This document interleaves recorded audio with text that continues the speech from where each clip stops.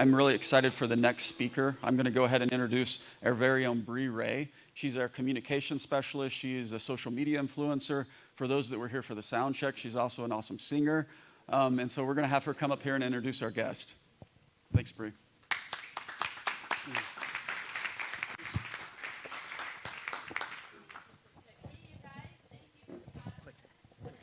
I see some familiar faces, so thanks for being here again. With us today, we have David M.R. Covey. David is dedicated to helping individuals and organizations detect and avoid workplace traps. He is a world-renowned expert in leadership development and was named as a top 100 innovative speaker on the topic of leadership by Inc.com. So let's welcome David M.R. Covey. Hey, David, thanks for being here. You're on the blue couch. You get the full couch. I get the little chair. Cool. David, we are going to kick things off. You are the co-founder and CEO of SM Cove. Correct. Can you expand on what SM Cove is? I'd be happy to. So SM Cove is my business partner, Stefan Mardiks. He lives in Dallas, Texas, and I'm the Cove of SM Cove. A lot of people say, why don't you just say Covey? Because if I say Covey, then everybody thinks that we're part of Franklin Covey, and then I have to explain that it's not the case. In fact, when I was at Franklin Covey for 16 years, I would go on these international trips with my father, Stephen Covey, and people would say, so you're David Covey, and your dad's Stephen Covey. Who was Franklin Covey? And I would have to explain, okay, actually Franklin was, another company called Franklin Quest, and it merged with Covey Leadership Center and became Franklin Covey. And I did that about 5 times. And by the 6th time, I said, Franklin's my grandfather. And yeah, he's really old. He's like 95, still comes to work at the office every day. And so I did a little bit of a fib, and I still have some people from India that email me and say, tell your grandfather hello for me if he's still alive. Yeah. That's awesome. So, that's awesome. It's a long-winded story, but SM Cove is Stefan and myself and a business that we have. What we do is that we do global licensing. So when I was at Franklin Covey, I had the opportunity to take Franklin Covey International through licenses. And I learned tons on how to do it, and I made a lot of mistakes on what not to do. Stefan joined me in that as well at Franklin Covey. He's from Europe. He's from France. So he really knew the European market really well, sure. So he helped us build that. So what we discovered when we were at Franklin Covey is that we had tons of people come to us and say, hey, can you help me take my brand international as well, just like what you've done for 7 Habits. And of course we said no, because we worked for Franklin Covey. But the thought was planted in our heads is like, wow, well, maybe there's an opportunity here to help companies go global. And so that's what SM Cove does. We have 34 brands that we have as partners, and we have nearly 100 licensees worldwide in over 100 countries. Wow. So what do you love the most personally about what you do with global licensing? I love my interaction with people. I couldn't do a job where I didn't have interaction with people. So for me, that's very key. And I love the variety of international people. Asia, Europe, Middle East, Africa, Latin America is so different. Every place is so different. So I love the variety of being able to meet and interact with different people. I've lived in a lot of different countries. I've lived in Japan. I've lived in London. And then I've traveled to 81 countries. Wow. And so I really, really value the difference and diversity that I see in different people and their countries. I love that. Lots of different cultures out there. As you're going around and doing these trainings and educating about global licensing and leadership and everything that you speak on, what are 3 crucial components of a successful training? Okay, now we're going to check our slides, make sure they work.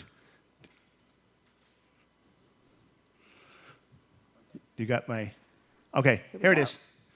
Okay, so really good question. The 3 most crucial components of a successful training. I've been through probably, how many been through training before, right? How many been through boring training before, right? I mean, it is like ultimate suffering, isn't it? When you're stuck there and you're going, oh my gosh, got the whole day. You know, I joke and say that there's 3 types of people that come to a training program. One is hostages, okay? They're not there because they want to be there. They're a hostage. 2 is a vacationer. That's someone who's saying, oh, I'm just going to come and just take a vacation from my work. And 3 is an adventurer. And so your job as a trainer, if you're in the training business, is to make sure that you turn everybody, the hostages and the vacationers, turn them into adventurers. So, but the 3 most important components of a great training is it's got to be relevant. So it's got to be updated and relevant for today, solving today's problems and issues. It's very important. It's got to be original. The problem with a lot of the training that you don't like and I don't like is that it's boring and it's not original and it's me too and it's not insightful. So it's got to be original. And third, it's got to be engaging and entertaining. So like it or not, you have to be entertaining in what you do, in keynote speeches, in your training. It's got to be engaging and entertaining. Otherwise, you're gonna lose the interest. So those would be the 3. By the way, I'm giving out 3 shirts, Trapologists at Work shirts, and 3 books. So if you remember this, I'm going to come back and ask some questions on what you're learning now, and we'll give away those at the end. So to recap, so you can make sure you win some free stuff, 3 most crucial components are relevance, being original, and being engaging and entertaining. You got it. Amazing. Let's move on to building a Blockbuster product. Okay. What are some of the characteristics in a Blockbuster product? Yeah. So if you think of, I'm a huge Apple fan, and I think a lot of people are too. How many have an iPhone? Most everybody, yeah. Think about how it had these 3 characteristics. It was broad in its reach. Everybody needs to have an iPhone. I have a 13-year-old that's still punishing me that we're not giving him an iPhone yet, my son. But we have a rule in our family, you get an iPhone when you're 14. So we're holding out a little bit. We made a mistake with his older brother giving him an iPhone at 12. So we have a new rule. You got to be 14. So he has a flip phone, but he can't wait to have it. It's almost essential. It's like an appendage to your body now. I mean, people, I lost my iPhone. It's like losing your arm or something. It's a big deal. It's got to be globally relevant. It's not just relevant for your market or your area. It's got to be globally relevant everywhere. And then it's got to be truly revolutionary. I mean, when the iPhone came out, it was completely revolutionary. I used to have a Trio. I don't know if anybody had a Trio, and the way that you just type on this little, keypad. I mean, not a keypad, but these little numbers. I mean, it's just archaic. It's just like, black and white world. And so when you think about a Blockbuster product, those are really the 3 characteristics: broad in its reach, globally relevant, and truly revolutionary. Okay, so as you go and you teach about licensing globally, Yeah. what do you look for in a good license still? I'm glad you asked. This is not planned. Okay. So there are really 6 characteristics of a great licensee that make up a great licensee, and 3 of them are what I call the 3 C's. So you got to first start with character. That's very important. Someone who's honest and trustworthy,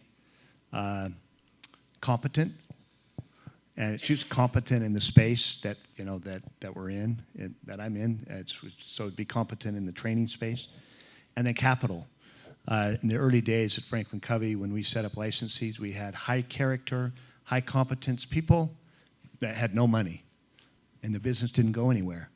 And so even though they were great people, very trustworthy people, very competent people, the business didn't go anywhere because they couldn't invest in the business, and they couldn't grow in the business. And so it's very important to have capital. So those are the 3 C's: character, competence, and capital. The 2 P's are passion and purpose. So life is really short. You should only do what you're passionate about. Otherwise, forget about it. You're wasting your time. You're consuming oxygen. It's not worth it.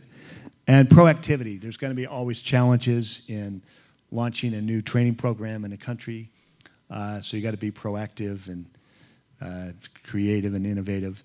And then the last thing is really full-time focus. And again, we're talking about licensees. So I hope everyone understands what a licensee is. A licensee is a company in another country, like in Japan or Germany, wherever it may be, that represents a training program and sells that training program and does the delivery of that training program to clients within that country. So the last one is really full-time focus. So we always ask for licensees and say, who will be the general manager? Where does the buck stop? Who's going to be the primary person that's going to be taking care of sales? Sales are critically important. Of course, the GM can sell as well, but we want to know who's going to be 100% focused on sales. And then the trainer is really the subject matter expert, the SME, and who's going to be the trainer. So if you have those three people full-time, and you can have some other people part-time, it can work. But if you don't have these things, you're never going to have the licensees really take off. Gotcha. So we have a few companies here at Rev Road, Hollow, Momney, who have potential and are doing great with some global outreach. Yep. What are the 7 mistakes that companies could make when going global, and how do we avoid those? Yeah. Of course, there's more than 7, but being a Covey, I have to have 7, right? I was at Franklin Covey, and I told my father, I said, I think I only have 4 or 5 kids. He said, no. You want to be at the 7 Habits Company, you have to have 7 children. Wow. It's a tough gig. So anyway, here's Admiral Akbar to talk about It's a Trap. Oh, music's not. No, don't worry about it. You've seen it. It's a trap. So the 7 mistakes or the traps that you'll make going global. The first one is you miss one of these characteristics. So you say, well, this licensee's a great licensee, but they don't have any money. That's okay. We'll go forward with them. Or they're kind of, wishy-washy about the brand. They're not that excited about it.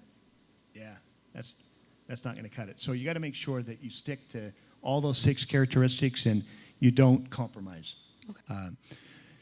And again, a lot of these are mistakes for a training business going global. So they're not always totally relevant for any business going global, but some of them can be. It's amazing. You got to have really good agreements. When you have international licensees, it's important to have excellent agreements. So there's a lot of agreements that don't have performance indicators. Can you imagine that? Agreements that don't have any performance clauses in there, or agreements without terms, or agreements that give up too much territory. So I consult with a lot of other training companies, and a lot of times I ask them about some of their licensees, why they're not working, and I look at their agreements, and they don't have any performance standards that they have to adhere to. They don't have a term.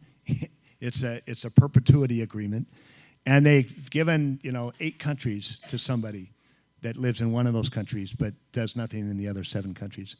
That's a cocktail for disaster. Can't do that. So those are 2, 3, and 4.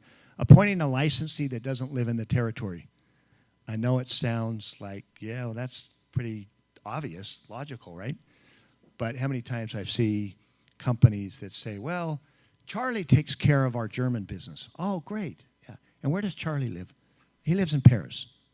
That makes sense. So the guy that lives in Paris looks after the 4th largest market in the world. Right. Yeah. Good. Yeah. I can see why your German licensee hasn't done any business. Having translation houses do book and program translations. Translation houses don't get the nuances and the subtleties and the idiosyncrasies involved with training content, and they just do a direct translation, and they miss a lot of that. We had this with the 7 Habits book, and when my father was one time in Paris talking about the 7 Habits, he had someone come up on the break to him and say, I like your presentation, but I'm really confused. You keep talking about think win-win, but your book says think win-lose. That's a problem. So the translator, for whatever reason, translated habit 4 instead of think win-win, think win-lose. And that was the book, the 7 Habits book in France. Big problem. So actually, Franklin Covey took back the rights from Simon & Schuster, and we found licensees in every one of those markets. And 7 Habits book have sold about 18 million copies outside the United States and about 12 within the United States. So more outside the United States than within. It's because we were able to find terrific licensees that are able to do the translation right. First translation in Japan, we sold like 10,000 copies in 5 years. We did a retranslation with a different publisher that really knew the content, and we sold 1 million copies in 18 months. How do you explain it? It's supposed to be the same book. Well, one translation was lousy and the other one was good. So it's very, very critical to get that right. And then appointing individuals instead of a company as your licensee. So a lot of times we will have individuals that are saying, oh, I'd love to represent this brand and I would love to be your licensee.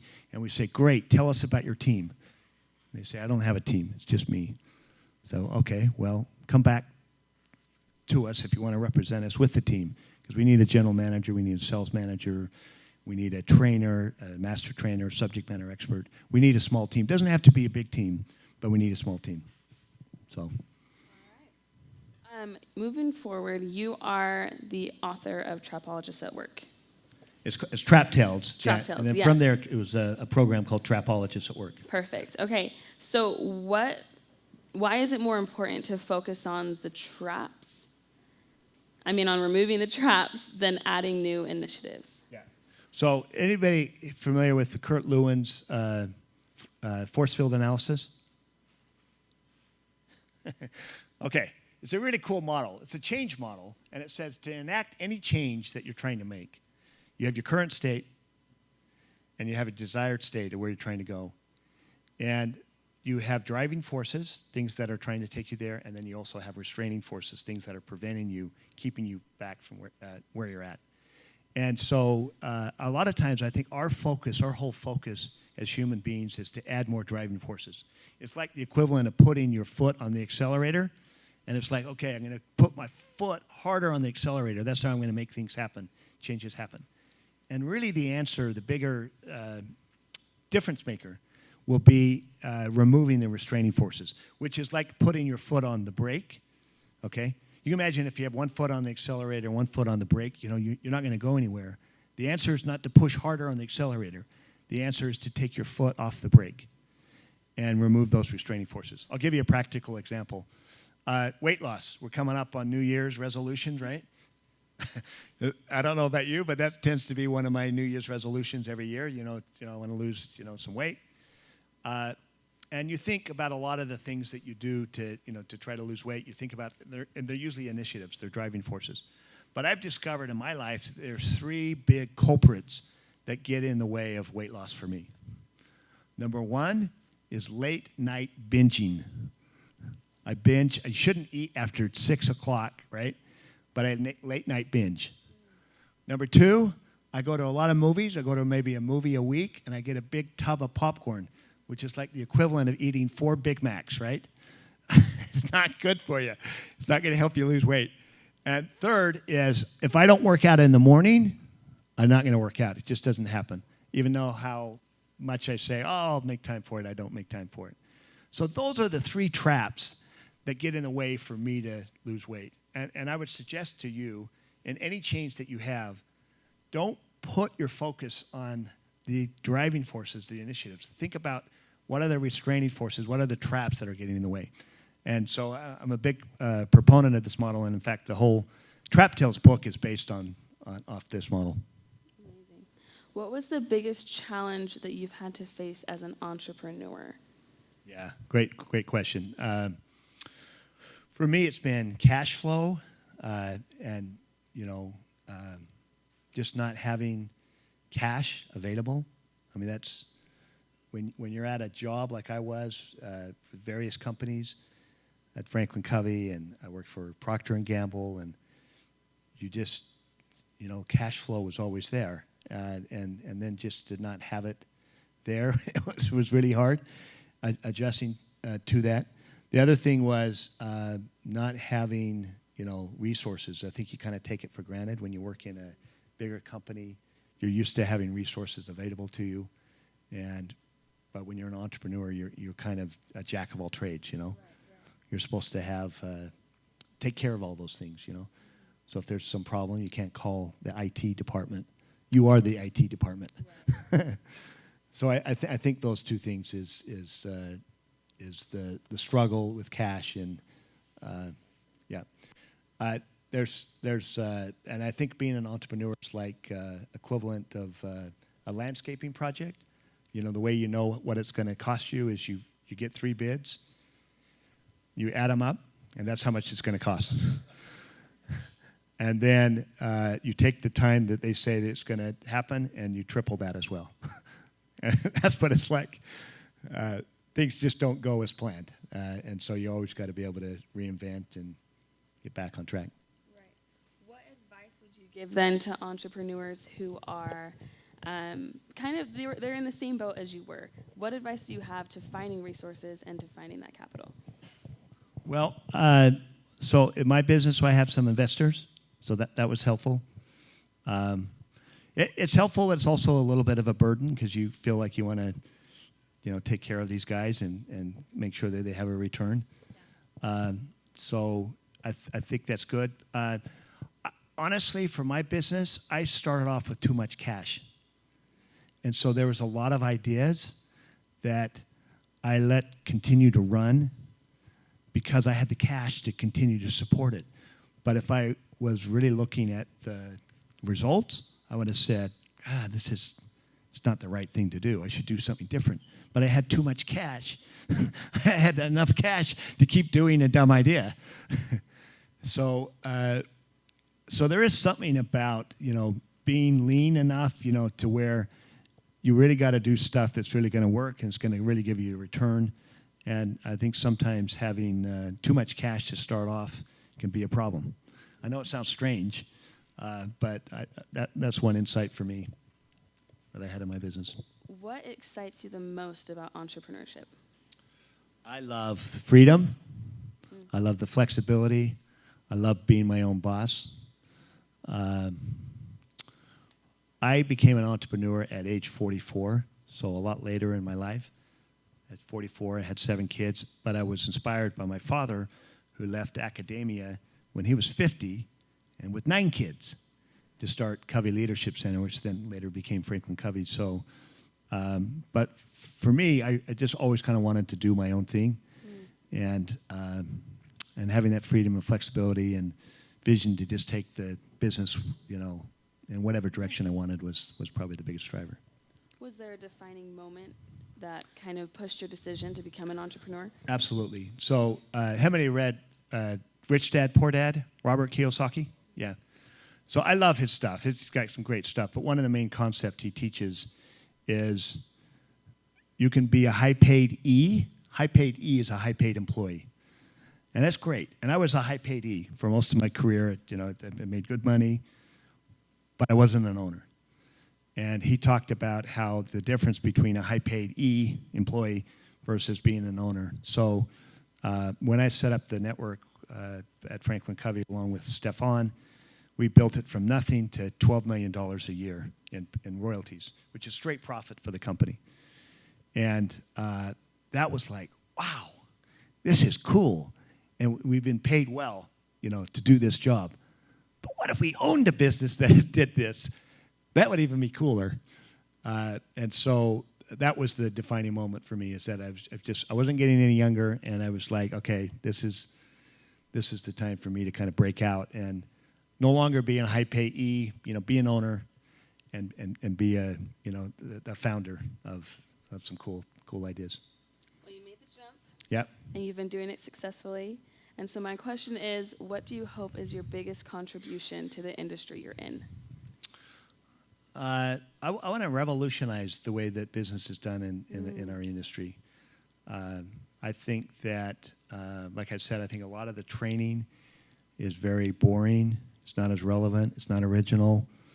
And so if you look at the brands that we represent at SM Cove, I think that they're very unique. They're very revolutionary. They're very different.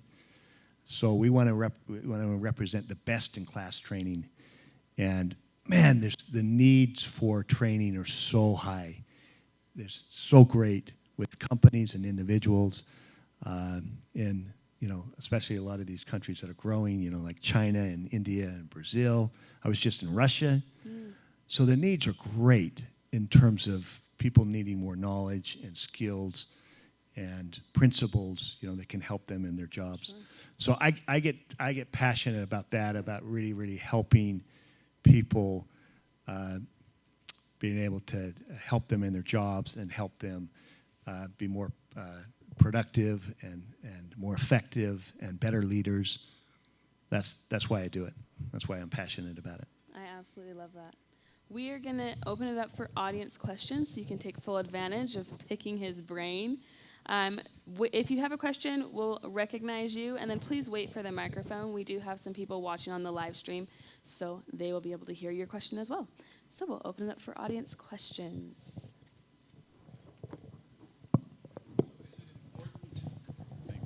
Is it important to create a model domestically and then export it?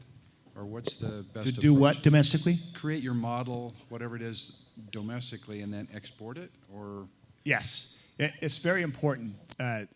So I'm in the franchising business, licensing business, and the statement we always say, you don't franchise a concept. You franchise a system. So I have a lot of people that sometimes approach me and say, hey, I got this idea for a book, and I want to write this book. Can you help take me global? I was like, take what global? I mean, what are you?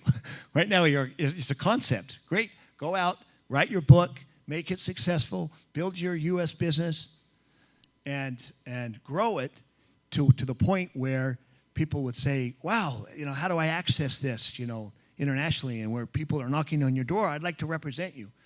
So that's a big challenge. A lot of people don't like hearing that, but you have to really be successful in your own market. I mean, people pay $1 million for a McDonald's franchise. Why? Because they get the brand, right? And they get the know-how, and they get the operational capabilities, and you have a system. It's the same thing in a training business. You don't go global with the training business unless you have made it successful in the home market. so are there steps you would take to begin with the end in mind? Yep. Have it too.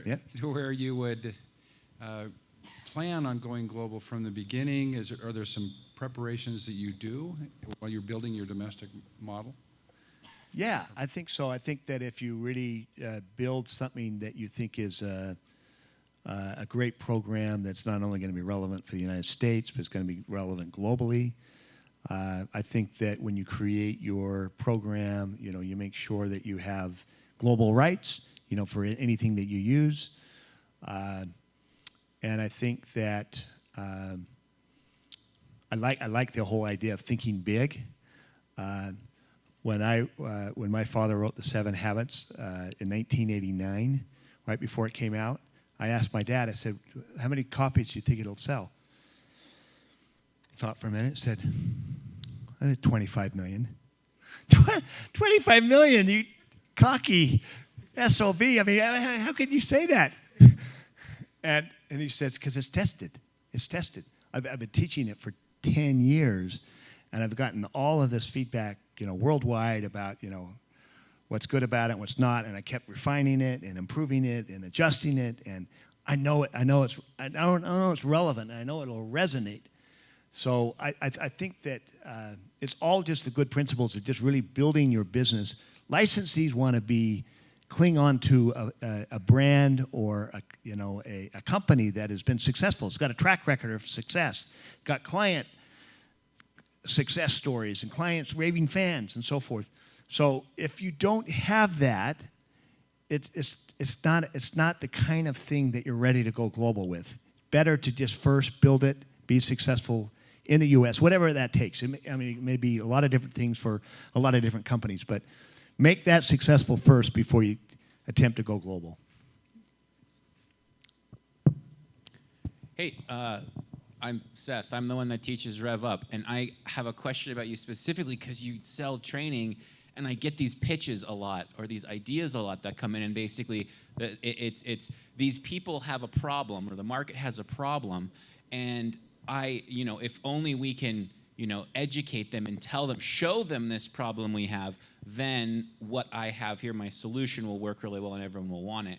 And my response always to that is you have a two-part sales problem, right? You have to educate demand into your market, and that's so expensive typically that you can't then spend that money doing that part, that you can then monetize the other side. Now they know they have a solution. And this is kind of, to some degree, what you've done, where you're selling training and you're selling education to a large degree. Can you give me any sort of insight or any sort of information you have on what to do in those situations, or how to respond to people with like that sort of startup? Yeah, it's a great question. The time frame that we live now compared to when the 7 Habits was taking off and going out, in 1989 there was no cell phones and there was no internet and there's no social media, there's no YouTube. So the only way you get the word out is through a book, right? And now you have all kinds of avenues in how you can get your message out. So it is not the time that it used to take to kind of get awareness has decreased dramatically. I helped my father in writing, getting quotes for the book, testimonials. And I would call people up randomly. So you see half those quotes in the 7 Habits books? I got those, okay?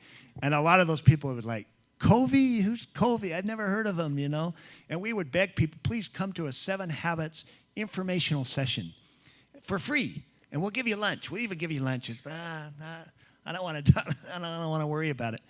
But there was a lot of effort and work that was required to do that.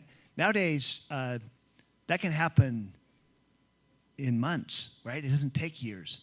But you've got to have something that's very interesting, that's very relevant, that's very original, something that people really, really need, to be able to tap into a real big need that's not being met, or there's companies out there that are doing a lousy job not meeting those needs. I've moved a lot. I've moved 12 times. I've always thought about setting up a moving company, because if anybody has ever moved, especially ever moved international, it's horrible. I mean, my experience was horrible. That existing companies, the moving companies, were lousy. Not friendly, not very customer service. Half my stuff was broken when I moved to Australia. The wharfies took my my motorcycle. I could never get it back. So the idea is, I would look at where is the need out there, and where are companies not meeting those needs. I would wish that Steve Jobs would have lived another 20, 30 years, because I don't know how many more industries he was going to revolutionize. But he would have revolutionized everything, and because his thinking was, to provide something that was totally unique and different and revolutionary.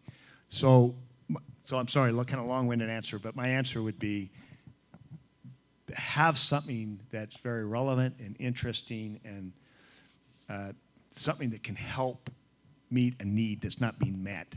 I guess a follow-up question then would be, how do you identify that? What does it look like? What are the properties of an education need not being met? I don't know. I mean, I think a lot of it is just being able to see. I mean, a lot of the great innovations came about through frustrations from customers, right? And people, not being satisfied with the current service and asking other people. It's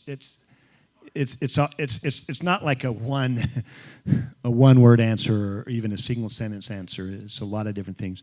I'm a big believer in iterations and trying, failing, learning, and repeating. I don't think we have enough of that in our country. A lot of times there's this mentality of, you've got to look smart and you've got to be able to appear like everything is, working great. I think we need to encourage more experimentation, more failure. All of the great innovations have come through experimentation and failures, and those failures bring us one step closer. The light bulb, Edison, it took him 1,000 iterations before he could perfect that. The vacuum by James Dyson, the Dyson vacuum, took 5,000 prototypes before he finally cracked it. So even great companies like Pixar, their CEO says that their Pixar movies stink. They're not very good at first, but they're believers in the process of iteration, and they keep iterating and iterating until they become better. So if I gave a one-word answer or a sentence, I would say let's encourage more failures and more experimentation in the market. David, great job, by the way. Really good information. A lot of entrepreneurs here have partners in their businesses as well. You mentioned your partner is down in Texas, right? Partnerships can be hard as is. How do you make that work when he's 4 states away? Yeah, it's good. I mean, a partnership is really like a marriage, really is. So I think that you have to, I would say the first thing is to be on the same page. And a lot of times, especially when you're not next to the person, you can start going in different directions very fast. So I think you have to have an agreement that, hey, this is what we're going to be on this is what we're going to do, this is what we're going to focus on, and here's what we're not going to focus on. Secondly is, I would say, a clear definition of roles and responsibilities. This is what my role is. So he looks after, in our company, he looks after the legal work, so it's great. Anytime I have any legal agreement issues, he takes care of that. I take care of more of the operational and finances. So it's important that you have kind of a clear role definition. And then I think the biggest thing is not to try to take on too many things. That's the biggest challenge is we all think that we can do so many things and you get, too caught up in that. If you look at Apple, again, I think it's a great example of a focused company. The market cap of $1.2 trillion. It's incredible. But where do they get that market cap from and their revenues from? It's like 7 or 8 products, maybe even 5 or 6. It's a very, very small number. Why? Because they're focused and they learn to say no to a lot of things, a lot of great ideas that they could do, but they're really, really focused company. And so I would say that would be the third is not get distracted by squirrel, the latest thing that comes down the pike. Great answer. Thanks. That's great. Okay, now we're going to turn the time over to you. All right. To ask them some questions and give away some free Are stuff. you guys ready? Woohoo! How many want an OGO shirt? You can be a trapologist at work and you can get all kinds of strange looks. Like, what is a trapologist? Okay, just for the record, a trapologist is someone who is an expert at spotting and staying out of traps and helping others do the same. Okay, so are you ready? You can choose between a book. We have a Trap Tales book. We have 3 of those, and we have 3 shirts that we're going to give out.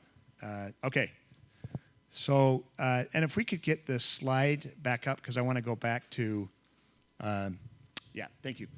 Okay. Can someone give me 2 of the 3 crucial components of a successful training? Yes, sir. Yep. Good. Woo! Do you want a shirt or a book? Okay. Thank you, sir. Happy to sign it after if you'd like. Okay. What are the 3 C's of a great licensee? Yes. Book or shirt? Shirt? Book. Okay. You guys are, I should have known that. I should have bought 6 books and no shirts. Yeah, in fact, yeah, honestly, if you want a book over a shirt, that's fine. We'll make sure we get your book. Okay. What are the 2 P's of a great licensee? So we talked about the 3, right over here. Yep. Passion and productivity. Yep. Book or shirt? What? Book. Yeah, of course. Don't be shy. We're happy to give six books away. Okay. So give me one mistake that you can make when going global in a training business. Yes, sir. Yeah, bad agreement, and give me one aspect of what would be bad at it. Yeah. Perfect.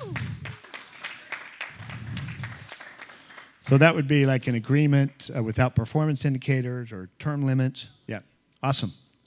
That's Jed, right? This guy was an amazing guy. He was an amazing missionary in the Montana Billings Mission. Woo! Hey, Jed! Elder Morley, back then. Yep, okay. When making a change, there are driving forces and there are blank forces. What's the blank? Traps, or another way of saying traps. restraining forces. Yeah, good, We'll take it. great. Book or shirt? Shirt. You could be the first one to say both, right? All right. We'll work out the size right after. Okay. And the last question, if driving forces are like putting your foot on the accelerator, like of a car, what is the equivalent analogy for restraining forces? Yes. It's like having your foot on the brake and you got to take it off. Yes, sir. Shirt or book? Book. Okay. Great. Thank you very much. Thank you.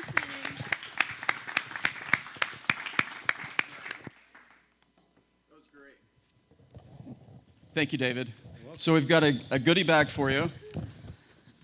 We don't let you get to pick shirt or book. You get all kinds of stuff. You get everything. So this was really great. Super good information. Also want to thank you for coming and teaching at RevRo companies a few weeks ago. That was really incredible too. How many learned some really good stuff today? Okay. All right. Thanks again, David. You're welcome. Okay. We'll see you.